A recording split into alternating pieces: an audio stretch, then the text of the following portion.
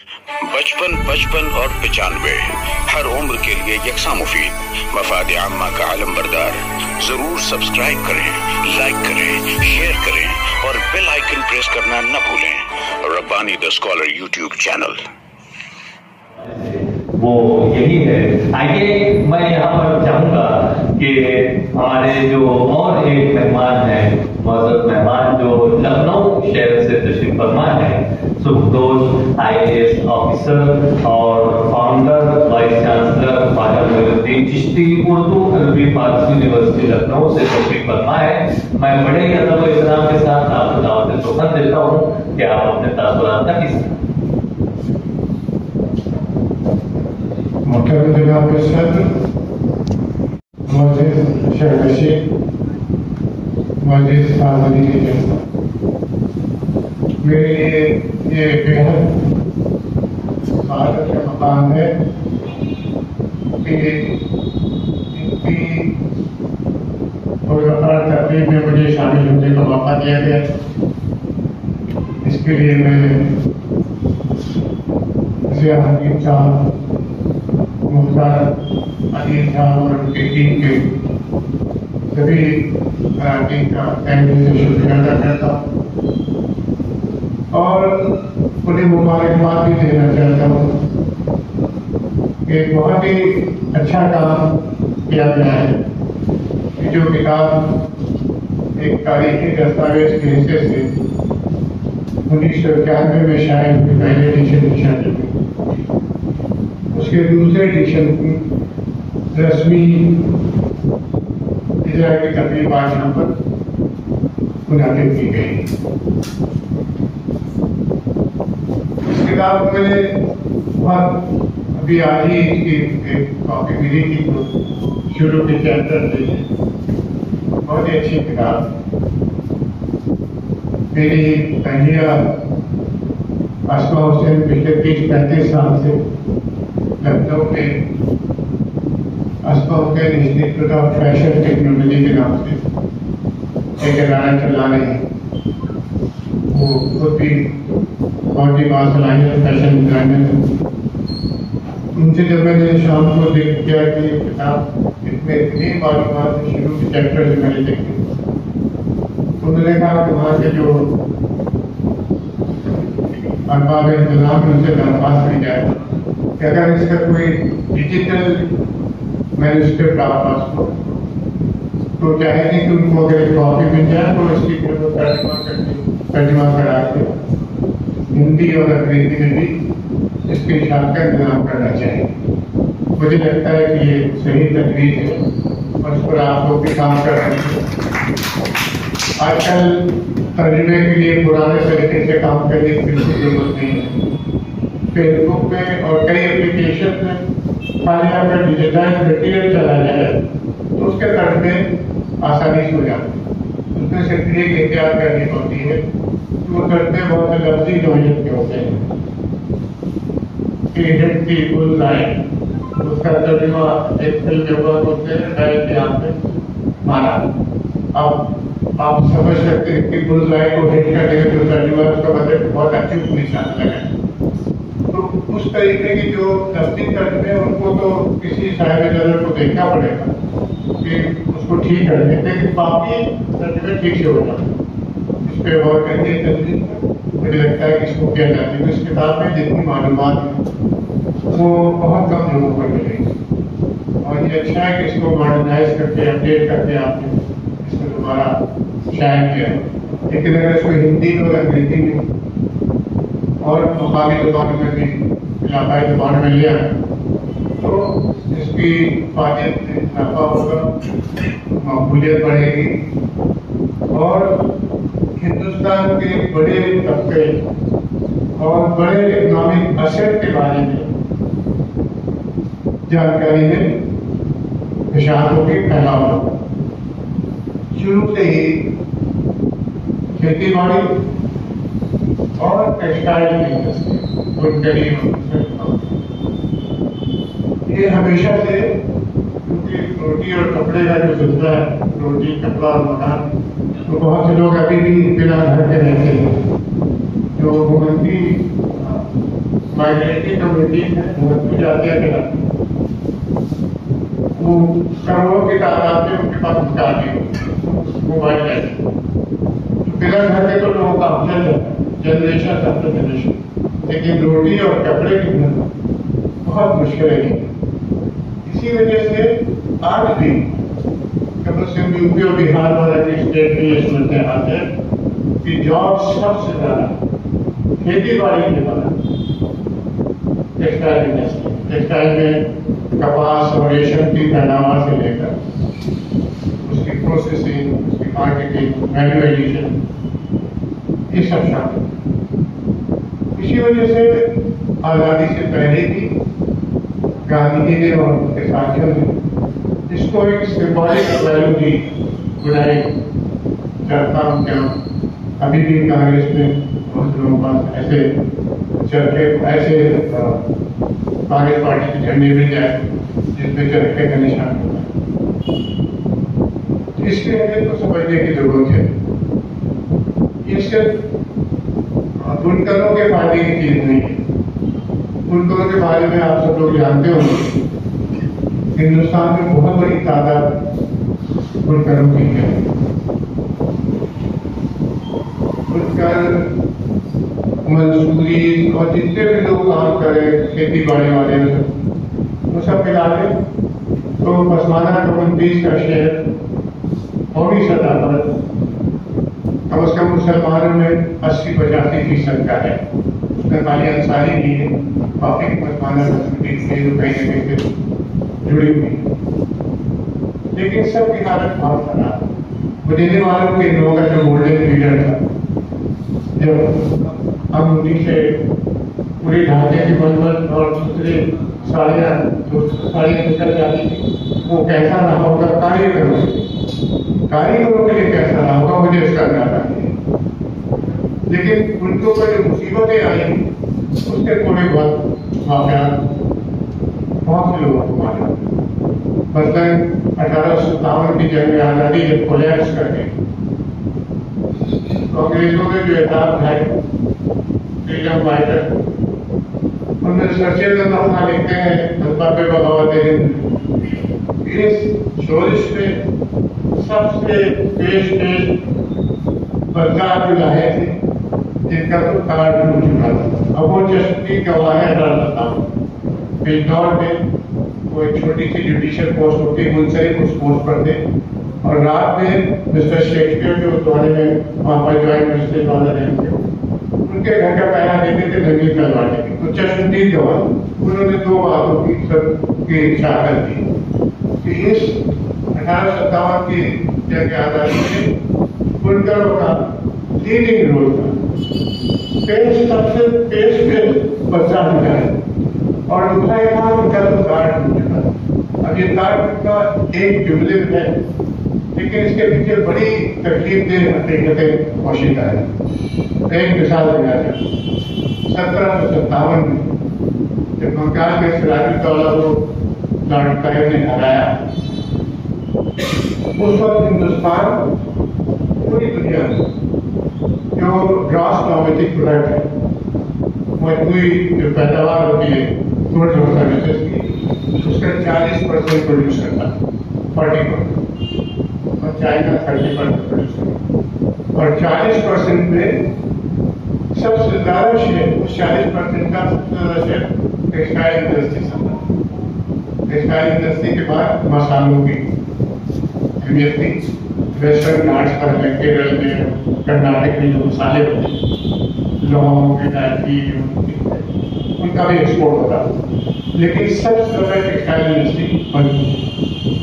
East India company ने 1757 के बाद धीरे धीरे ऐसी सख्तियां लगाई कि 1857 100 साल तक होते होते वो शेयर गया वर्ल्ड मार्केट में इंडिया के जीडीपी का 25% है, 40% घट के 25%। और 1857 से लेकर 1947 के बीच में तकरीबन हम लोग हिंदुस्तान की जो जीडीपी 1% के करीब रह गई, जिसको एक बड़े मशहूर इकोनॉमिस्ट राज कृष्ण ने कहा था कि हिंदू रेट ऑफ ग्रोथ, 3%, 3.5%। اب یہ 1991 کے بعد جو معاشی اصلاحات آئی ہیں ڈاکٹر منموہن سنگھ کے زمانے میں، اس کی وجہ سے پچھلے 25 سال میں 7% ریٹ آف گروتھ تھا۔ اس سے فخر بھی کرنا چاہیے کہ ہندوستان جو سونے کی چڑیا کہلاتا تھا 16ویں صدی، اس کی اصل وجہ یہ تھی کہ ہمارے ایکسپورٹس ٹیکسٹائل کے یورپ میں جب جانے تھے تو وہاں کچھ ہمیں دینے کے لیے ان کے پاس کوئی پروڈکٹ نہیں تھی جس کے بدلے میں ہمیں دے سکتے ہندوستان، تو سونا دیتے تھے۔ اس وجہ سے ہندوستان کو یورپین نے سونے کی چڑیا کہنا شروع کیا۔ اس کا فخر یہ کرنا چاہیے کہ یہاں کے فنکاروں نے محنت کری، اس ملک کو اس حد تک پہنچایا جس تک پہنچنے کا تصور آج کی تاریخ میں 2047 تک بھی نہیں کیا جا رہا۔ 2047 کے لیے جو پرائم منسٹر کہہ رہے ہیں کہ ہمیں امریکہ میں وکست بھارت بنانا ہے، آتم نربھر بنانا ہے، سیلف ریلائنٹ بنانا ہے، وہ سب باتیں اپنی جگہ صحیح، لیکن کسی کی انٹلیکچوئل کیپیسٹی یا ہمت نہیں یہ کہنے کی کہ ہم اس کو 16ویں صدی کے 40% of world G D P کا شیئر پہ لے جانا، کوئی نہیں کہ جتنا وہ چاہ رہے ہیں کہ 55 ٹریلین ڈالر کی اکنامی پیدا ہو جائے 2047 میں، اس کے لیے 8% کا actual rate of growth consistent اب سے لے کر 2047 تک، اور پچھلے 25 سال میں صرف 7% پہ ہم لوگ بظاہر ہے کہ وہ کہ جوش والا معاملہ، لیکن دکھ ہوتا ہے۔ دکھ اس لیے ہوتا ہے کہ فنکاروں، بنکروں، کسانوں، مزدوروں، ان کی جو خدمات ہے ملک کی ترقی میں، اس کو یہاں کے معلوماتی اسٹرکچر، یہاں کی اشرافیت، اشراف، اللہ، ارنان، اس کی جو کیٹیگری بنائی گئی اس کی وجہ سے ان کی محنت کا پانی پلا، اور وہ چیز ابھی بھی ہے۔ افسوس کی بات یہ کہ ہندو سسٹم میں تو اپر کاسٹ کے لوگ یہ کہہ سکتے ہیں کہ منوسمرتی میں کہا گیا ہے کہ سارے انسان برہما جی کے 4 حصوں کے پیدا ہوئے ہیں، منہ سے پنڈت پیدا ہوئے ہیں، بھجاؤں سے یا بالوں سے، معاشرے سے ٹھاکر والا پیدا ہوئے، پیٹ سے کمیشن کلاسز، بنیا کلاسز پیدا ہوئی، اور پیروں سے شودر پیدا ہوئے ہیں جن کا کام پیروں کی طرف پورے سسٹم کو اپنے سر پہ ڈالنے کا۔ وہاں تو سمجھ میں آتا ہے جسٹیفیکیشن کہ پیدائشی طور پر کوئی شخص اگر شودر فیملی میں پیدا ہو تو یقیناً وہ پیروں پہ کرے، اس کا منوسمرتی صاف ہے، ان کا دھرم یہی ہے کہ اوپر کی جو 3 کمیونٹیز ہیں ان کی خدمت ہے، کوئی امید نہ رکھے اور ان کو کوئی رائٹ نہیں ہے۔ مگر مسلم سوسائٹی میں چیز کیسے آتی؟ جب کبھی مسلمانوں کے جلسے میں یہ بات اٹھائی جاتی ہے کہ مسلمانوں میں ذات برادری ہے، تو اکثر پڑھے لکھے لوگ کہتے ہیں یہ فتنے کی چیز ہے۔ جیسے نریندر مودی جی نے 2017 میں اڑیسہ سے کہنا شروع کیا کہ مسلمانوں میں پسماندہ کمیونٹی ہے اور بی جے پی کے ورکرز چاہیے کہ ان کا دھیان دیں۔ اب اس کو اس طرح سے انٹرپریٹ کیا جاتا ہے کہ یہ آر ایس ایس اور بی جے پی والے مسلمانوں میں کاسٹ کے بنیاد پہ اتحاد کو توڑنا چاہتے ہیں، ڈویژن کرنا چاہتے ہیں۔ یہ وہی آرگومنٹ ہے جو جب ڈاکٹر امبیڈکر نے لکھنا شروع کیا 1930 کہ ہندو ایک قوم نہیں ہے، ہندو کا کمیونٹی سوشل سگنیفیکیشن ہے، اور اس وجہ سے جو دلت اور شودر طبقہ ہے اس کے لیے الگ سے انتظام ہونا چاہیے کہ اپنے ساتھ ہزاروں سال سے زیادتی ہوئی۔ اس وقت کے بڑے بڑے خدمات گاندھی جی کا شامل انہوں نے کہا کہ ہندوستانی کو ڈیوائڈ کر، اور ابھی 10-15 دن کے اندر میں نے ایک وقت اٹینڈ کی تھی، وہاں جب یہ بات ہے تو آوازیں آئی کہ مسلمانوں میں ڈویژن ہو جائے۔ مسلمانوں میں ڈویژن ذات برادری کی بنیاد پہ ये आरएसएस और बीजेपी का शोषण नहीं, उन्होंने नहीं पैदा किया। 14वीं सदी 20वीं 23 संस्कृत के जमाने से मौलाना ज़ियाउद्दीन बर्नी अपनी किताब फतवा इत्तेहादारी में फरमाते हैं कि इस्लाम में अदल से 3 तबका, अशराफ, अजलाफ, अरजान। अब अगर अदल से इस्लाम में है 3 क्लासें, तो अगर आपको मालूम है कि क्लासें है अदल से, तो कम अज कम अब तो हम लोग एक्नॉलेज करें कि भाई क्लासें साथ जाती हुई, तो उसको ठीक है, उसके खिलाफ कहने में क्या होता है। 2015-2017 के बीच में एक इदारा है लखनऊ में, Giri institute of development study, Giri institute of development study, ये रिसर्च की body, Indian council of social science जो भारत सरकार की तंजीम है, उसके तहत मैं उसका तकरीबन 2 टर्म 6 साल तक वाइस चेयरमैन, तो इसकी बात कर रहा हूँ। उसमें उन्होंने एक सर्वे करा, हाउसहोल्ड सर्वे, पूरे 8,000 परिवारों को शामिल किया। यूपी के जितने भी हिस्से हैं, central UP, north, south, west, उन सब से फैमिलीज को, टिपिकल फैमिलीज को सेलेक्ट किया। उन 8,000 फैमिलीज के जो नतीजे आए वो मैं मुख्तसर नाम बता रहा हूँ। उसपे ये रिसर्च करनी थी, हाउसहोल्ड सर्वे में ये पता करना था कि मुख्तलिफ कम्युनिटी, हिंदुओं के, मुसलमानों की तालीम के मैदान में, सियासत के मैदान में, इकोनॉमिक्स के मैदान में, सेहत के मैदान में, लड़कियों की तालीम के मैदान में, जमीन की रैंक बढ़ने के मामले में, नौकरियों के मामले में, और भी एक आगे इंडिकेटर कहाँ पर खड़े एक दूसरे रिलेटिव पोजिशन। तो पाया गया कि यूपी में, ये यूपी का सर्वे है तो यूपी की बात है, यूपी में उस सर्वे के मुताबिक सबसे ऊपर in development indicator upper caste Hindu, सबको मालूम, अपर कास्ट जो कि टोटल हिंदू पॉपुलेशन है 15% से ज्यादा आबादी नहीं है सरकारी तौर पर। और जो टाइम्स ऑफ इंडिया का सर्वे आया है स्कूल रजिस्टर की बुनियाद पर 2022 का, उसके साथ वो 10% थी। उसके बाद हिंदू ओबीसी, हिंदू ओबीसी वो है जो मंडल कमीशन के 27% रिजर्वेशन पाते हैं। ये वो लोग हैं जो शूद्र राजस्थान, जिसको परिवारिक सिस्टम में शूद्र कहा जाता है, उसको ये शामिल शूद्र और दलित। हिंदू ओबीसी के बाद अशराफिया मुसलमान, अशराफिया मुसलमान कौन से हैं? ये वो लोग हैं जो मुस्लिम आबादी में 15% से पूरे हिंदुस्तान में ज्यादा नहीं, यूपी में ज्यादा है। यूपी में तकरीबन 70-30% अशराफिया तबका मुसलमानों, लेकिन अगर उसको आसाम, बंगाल और केरल को जोड़ दें, नेशनल सी ले लें, तो 15% के आसपास आ जाते हैं।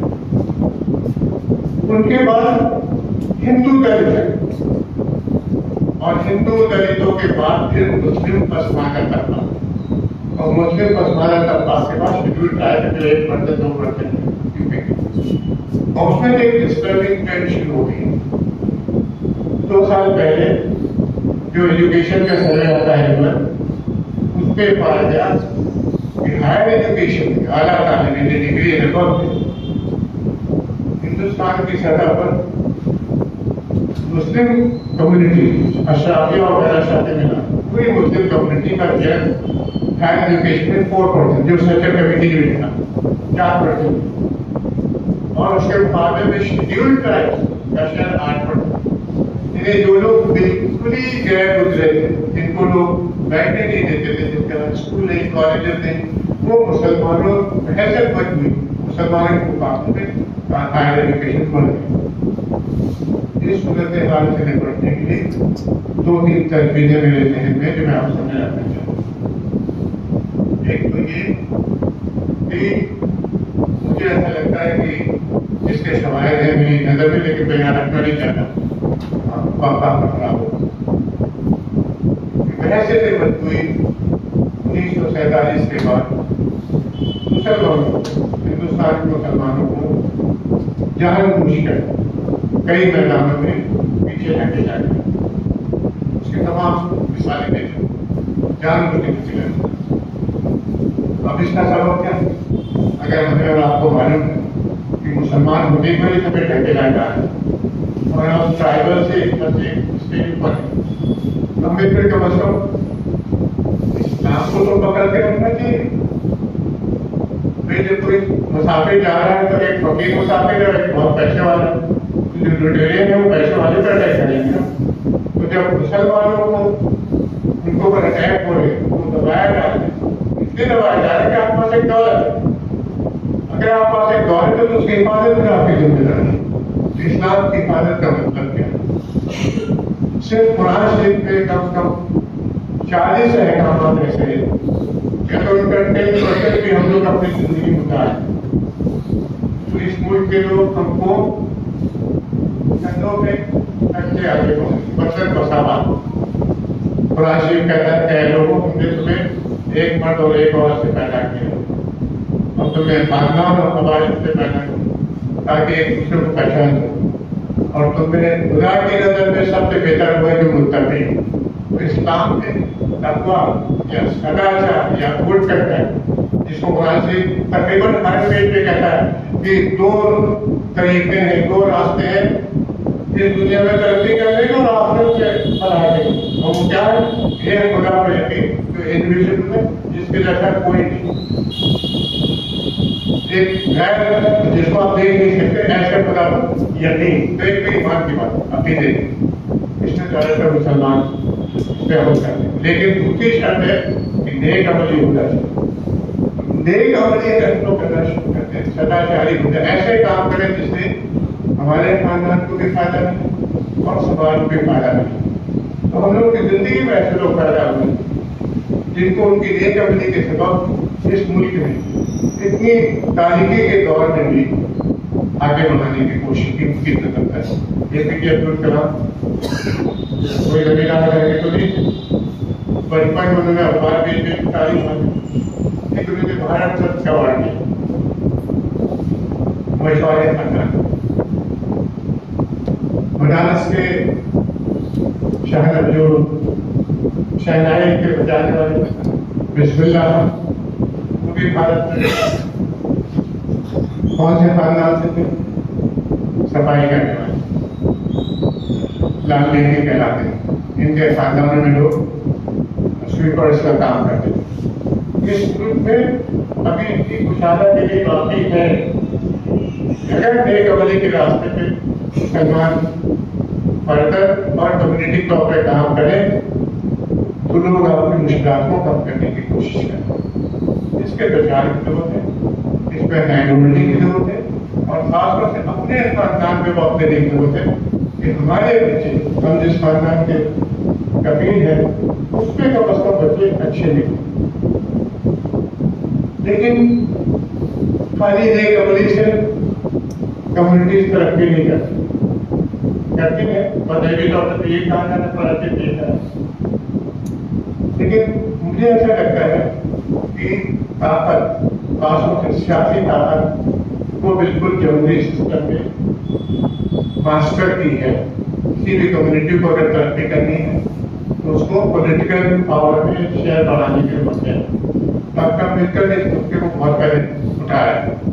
انہوں نے کہا کہ democratic society sharing political power is the master key for development of the share کی لیڈ ہے پولیٹیکل پاور. میں نے شروع میں کیا کہ ہم لوگ پولیٹیکل پاور بہت نیچے چلے ہیں. پولیٹیکل پاور میں کیسے ہم بڑھ سکتے ہیں؟ پولیٹیکل پاور میں اسی وقت بڑھیں گے جب ہم پالیٹکس میں جائیں گے. ہم لوگ کو ایسا لگتا ہے کہ پالیٹکس کرنی چاہیے. بہت سے مڈل کلاسز کے لوگ پڑھے لکھے لوگ پالیٹکس والے وہاں بہت جوان لوگ ہیں، بڑے جانتی لوگ رہتے ہیں، بڑے راستے اس قسم کے تصورات ہیں. یہ تصورات بالکل غلط نہیں. پالیٹکس میں ایسے لوگ ہیں جو خراب کہنا ہے، لیکن ان میں بری کام ایسے لوگ بھی جو ہمارے یہاں پہ اچھے لوگ. تو آپ کو اس بھیڑ میں شامل ہو جائیں. अगर आप पॉलिटिक्स में जाएंगे, पॉलिटिकल पावर हासिल करेंगे तो कम्युनिटी की मदद करने की पोजीशन में आए।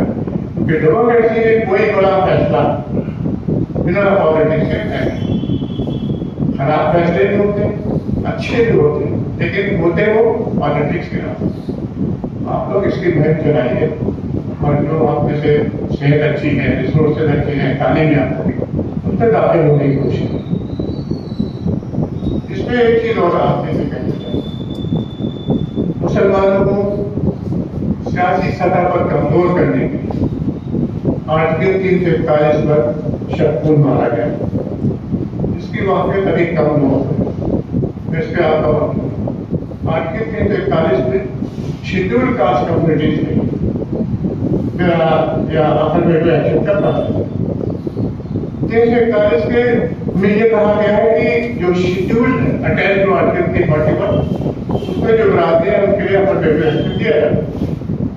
अब उन बरादरियों में रिलीजन का कोई जिक्र नहीं, उसमें फकीर लिखा, फकीर मुसलमानों में होते, हिंदुओं में होते, उसमें धोबी लिखा, मुसलमान धोबी देखे होंगे, मौजूद में भी देखे होंगे, हिंदुओं के धोबी होंगे, नट वगैरह 8-10 बरादरियां हैं जो सारे रिलीजन पे काम। लेकिन कॉन्स्टिट्यूशन आया 26 जनवरी 1950 को और थोड़े अर्से 10 अगस्त 1950 को हुकूमत हिंद ने एक ऑर्डर जारी किया। आर्टिकल 341 में जो रिजर्वेशन की फैसिलिटी वो सिर्फ उनको मिलेगी जो हिंदू मजहब माने। अब ये कॉन्स्टिट्यूशन में इसका कोई प्रावधान नहीं, 341 में कहीं कोई प्रावधान नहीं, बल्कि इसका उल्टा है। आर्टिकल 14 में इक्वलिटी क्लास है, equality before law and equal protection of law. 15 में कहा गया state will not discriminate, shall not discriminate against any citizen on the basis of religion, race, caste, place of birth or religion.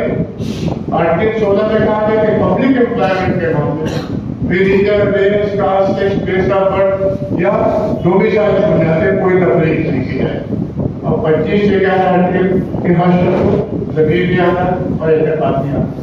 ये सारे fundamental rights, इन सब government of India ने कहा कि नहीं हिंदू हो गए तब तो आपको फैसिलिटी मिलेगी मतलब नहीं मिलेगी। उसका नुकसान क्या है? उसका नुकसान ये हुआ है कि आप सब लोग जानते हैं 1932 का जो पूरा पैक्ट हुआ था गांधी जी और अम्बेडकर भी, उसमें यह तय हुआ था कि हिंदुस्तान के जो शेड्यूल कास्ट और शेड्यूल ट्राइब्स है उनको उनकी आबादी के तनाजुब तालीम गाँव में और नौकरियों में रिजर्वेशन के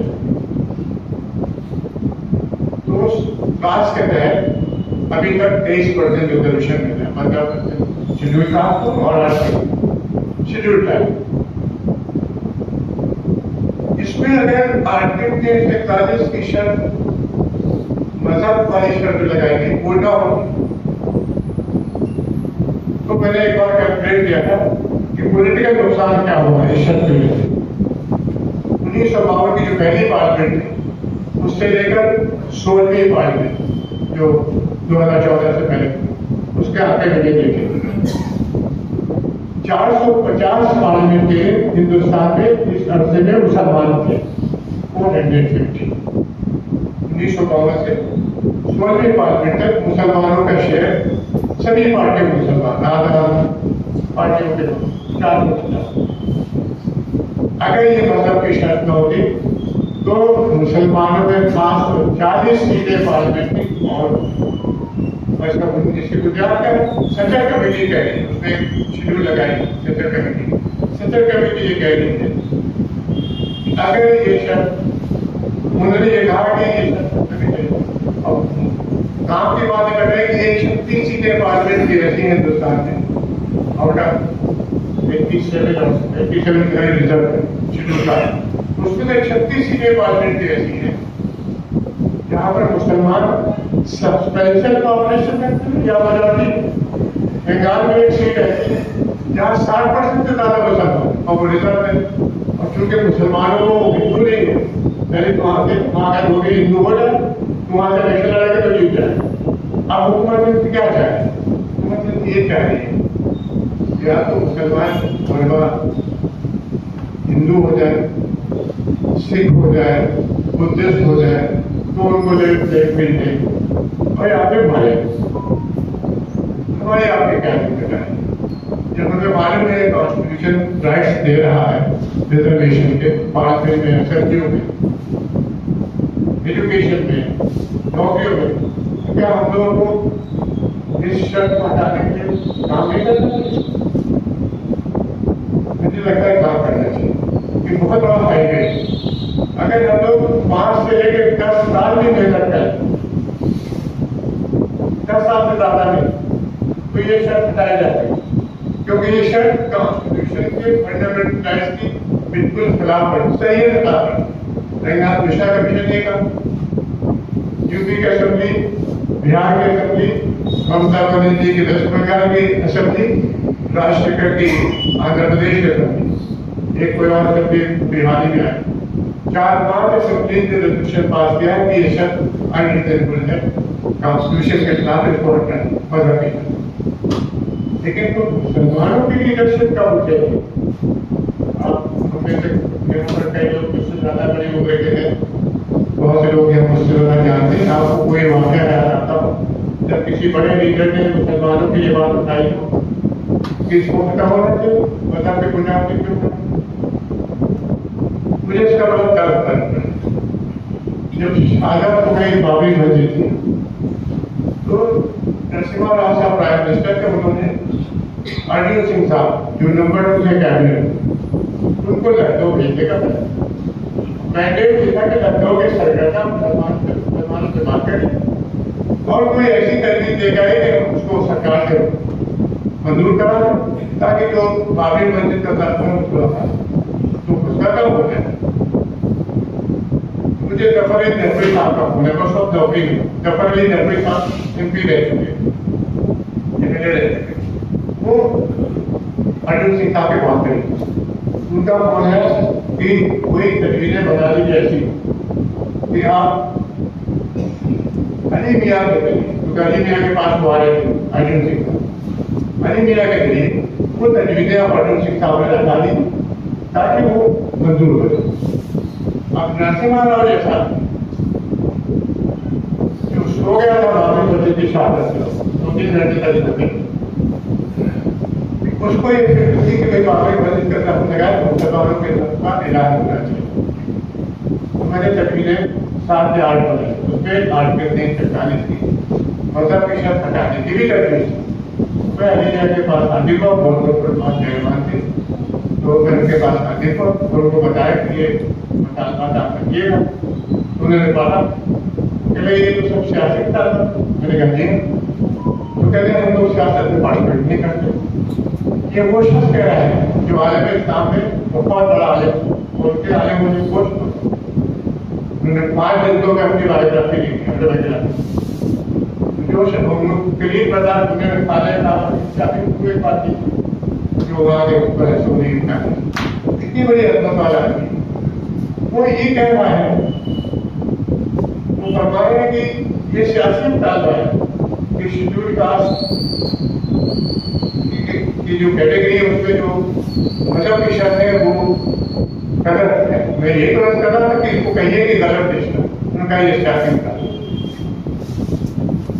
بہت بڑے آدمی سے تو میری ہمت کو زیادہ کہنے کی نہیں ہوئی، لیکن میں نے ایک موقع اور لیا 2011 مجھے ایک رسالہ آتا ہے علی گڑھ لائبریری کے نام، اس کی اسپیشل ایڈیٹر کے طور پہ کام کیا، 300 پیج کا وہ رسالہ، اسپیشل نمبر ہے، اس کا ٹائٹل ہے آرٹیکل 41، جسیم محمد صاحب نکالتے ہیں یونائیٹڈ علی گڑھ۔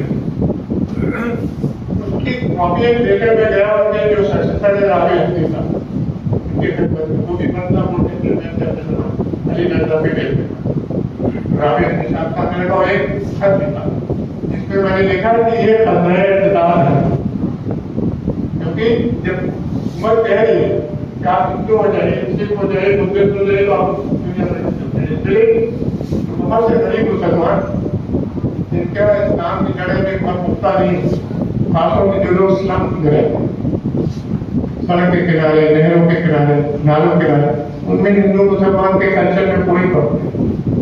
मैं लखनऊ में ऐसे इलाके जानता हूँ जब सुअर का पूजा करता हूँ, मुसलमान है लेकिन था, तो वो सब लोग फिर हिंदू हो जाए। कम से कम हाथरस में इसकी शहादत है कि 2 खानदान हिंदू मुसलमान शेड्यूल कास्ट के हिंदू हो गए।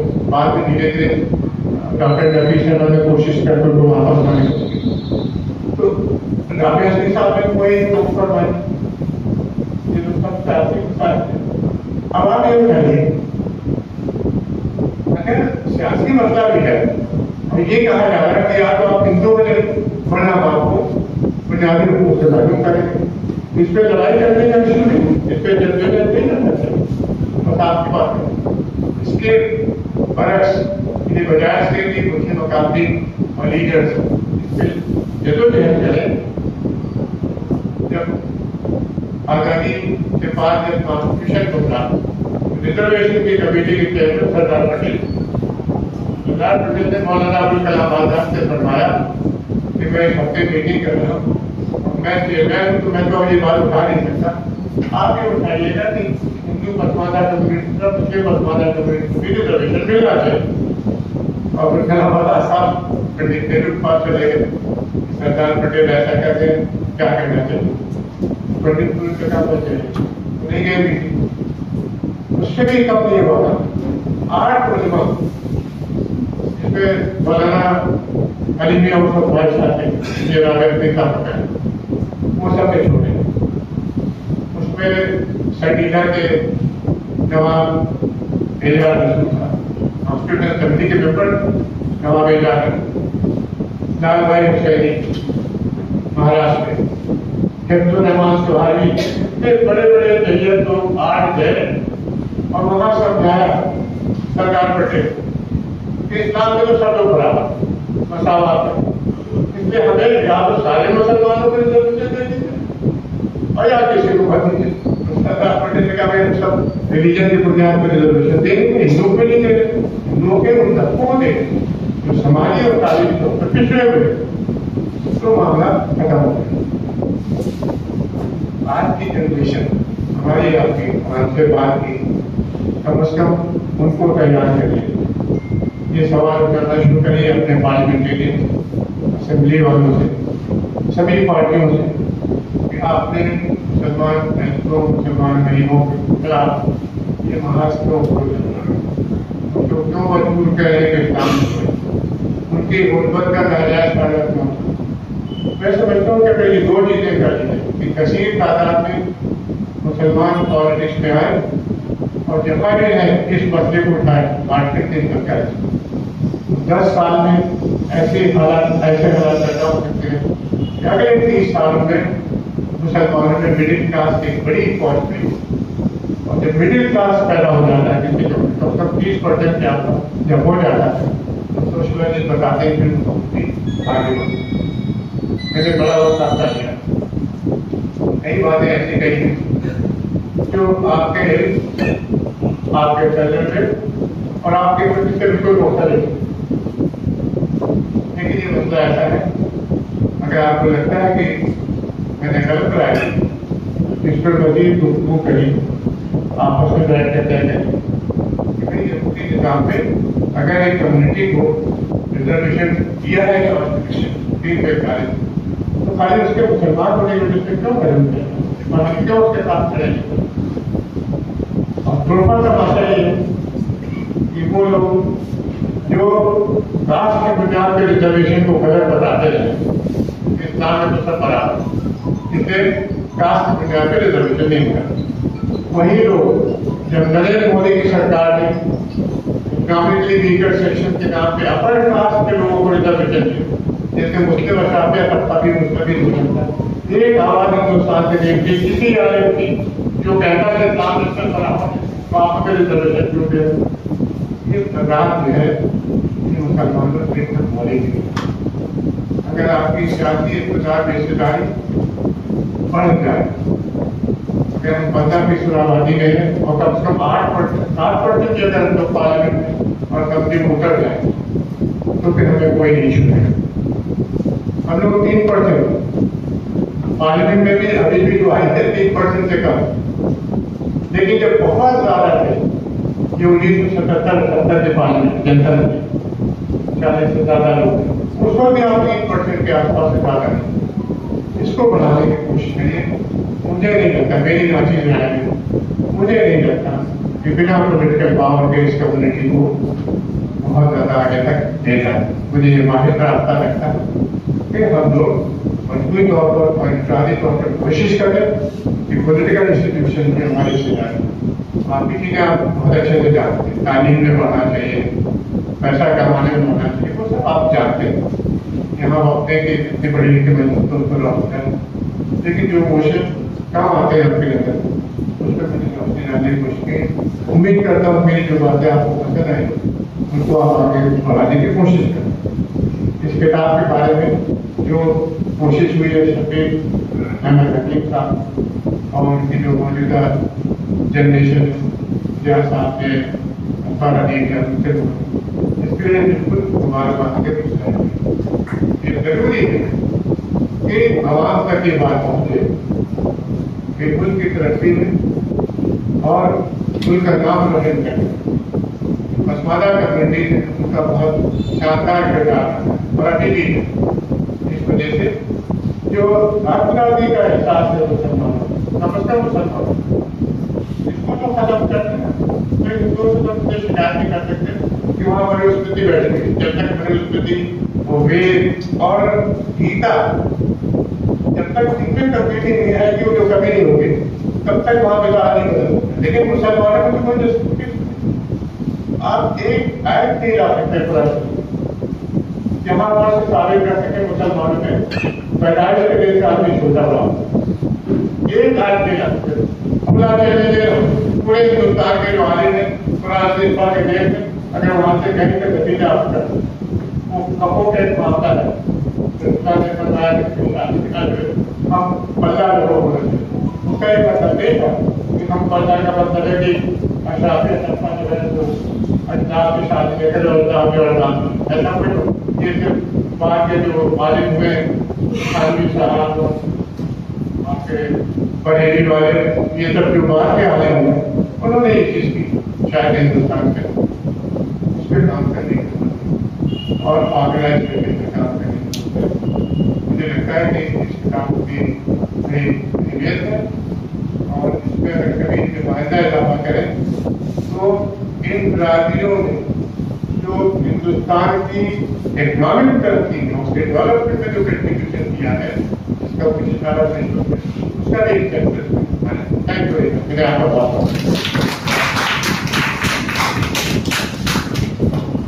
शुक्रिया डॉक्टर साहब। यकीनन एक तारीखी हैसियत की हामिल किताब पर आपने जब गुफ्तगू शुरू की तो पूरे हिंदुस्तान की तारीख को आपने अपने लेक्चर में समो दिया और उसमें बिलखुसूस मुसलमानों की जो दोहाली है उसे आपने बड़ी अक्रेसी से यहाँ पर पेश किया और यकीनन आपका ये लेक्चर ये भी एक तारीखी दस्तावेज बन की हैसियत से यहाँ पर हमारे सामने मौजूद है। और जिस तरह से आप अपने दौरों में मुल्क को बैरून मुल्क में जाकर जिस तरह से आप ये तारीखी हक़ाइक़ को बयान कर रहे हैं, शायर ने कहा है कि नई बारिश का पानी चाहता हूँ, बारिश भी हो रही है, नई बारिश का पानी चाहता हूँ, नई सुबह सुहानी चाहता हूँ, नए रोशनदानों की आरज़ू है, मैं दरिया हूँ रवानी चाहता हूँ। यकीनन आप बदलाव की तरफ जो है आपका एक रुझान है जिसे आप चाहते हैं कि हर कोई इस बहाव में शामिल हो जाए। आइए, आप काफी देर से हमारी इस तकरीर का हिस्सा है और मैंने चाय वाले को कम से कम 5 मरतबा फोन किया, लेकिन क्योंकि ये बारिश का मौसम ही जो है जो रुकावट बन रहा है, वो चाय वाले ने मुझसे 3 मरतबा वादा किया कि पास 10 मिनट में चाय पहुंच रही है और उसको बोले हुए आधा घंटा हो चुका है। मैं इस उम्मीद पे कि आइंदा फिर कभी किसी तकरीर में हम चाय जरूर पिएंगे मुझसे बाद में और डबल चाय पिएंगे। मैं शुक्रिया अदा करना चाहूँगा यहाँ पर और इस तकरीब का शुक्रिया अदा करने के लिए मैं کہ ہاں ایک بہت ضروری اعلان جو یہ تھا کہ کتاب کی قیمت جو ہے وہ 300 روپے ہے، لیکن آج کے دن آپ کو 200 روپے میں یہ کتاب یہاں پر مل سکتی ہے، وہاں اسٹال پر موجود ہے جناب جہاں یہ بھی ایک بہت ضروری بات ہے کہ آپ نے، میں جناب صدر سے گزارش کرتا ہوں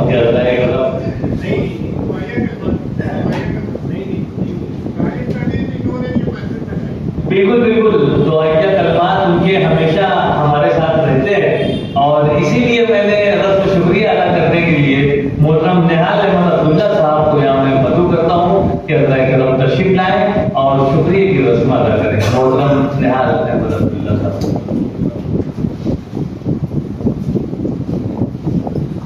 السلام علیکم۔ سبحان اللہ،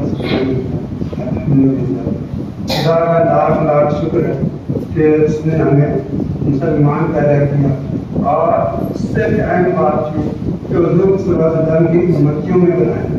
یہاں اس پروگرام کے اختتام پر میں حاضرین کا تہہ دل سے شکریہ ادا کرتا ہوں، خاص طور سے خالد عمر صدیقی صاحب اور محبوب صاحب اور ہمارے انیس انصاری صاحب، انیس انصاری نے جو ہم کو معلوماتی خطبہ دیا، تو میں چاہوں گا کہ کتابی شکل میں کچھ مل جائے تو بہتر ہوگا، تو ہمارے لیے بہت ہی مفید رہے گا، کیونکہ اس ٹاپک پر عام طور سے کوئی بات کرتا نہیں اور جانتے بھی نہیں، تو اگر ایسا کچھ ممکن ہوگا تو کر دیجیے۔ 341 وہ میگزین ہے، میگزین۔ اور اب تمام حاضرین کا میں شکر ادا کرتا ہوں۔ چائے آتی نظر نہیں آتی۔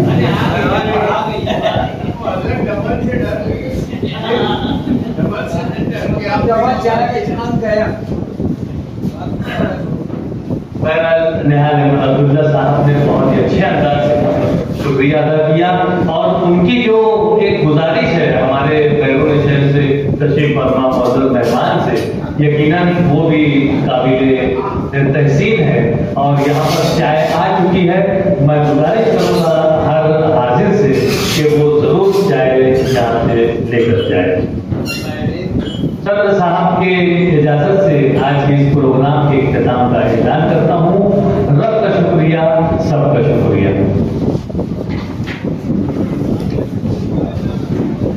55 اور 95 ہر عمر کے لیے یکساں مفید، مفاد عامہ کا علم بردار۔ ضرور سبسکرائب کریں، لائک کریں، شیئر کریں اور بیل آئیکن پریس کرنا نہ بھولیں۔ ربانی دی اسکالر یوٹیوب چینل۔ ربانی دی اسکالر یوٹیوب چینل علمی، ادبی، دینی، ملی، سماجی، ثقافتی، تہذیبی، فلاحی، طبی، فنی، معاشی، تجارتی، معاشرتی، انتظامی، انقلابی، تحریکی، تحقیقی، تکنیکی، تفتیشی، تعمیری، تعلیمی و معلوماتی یوٹیوب چینل۔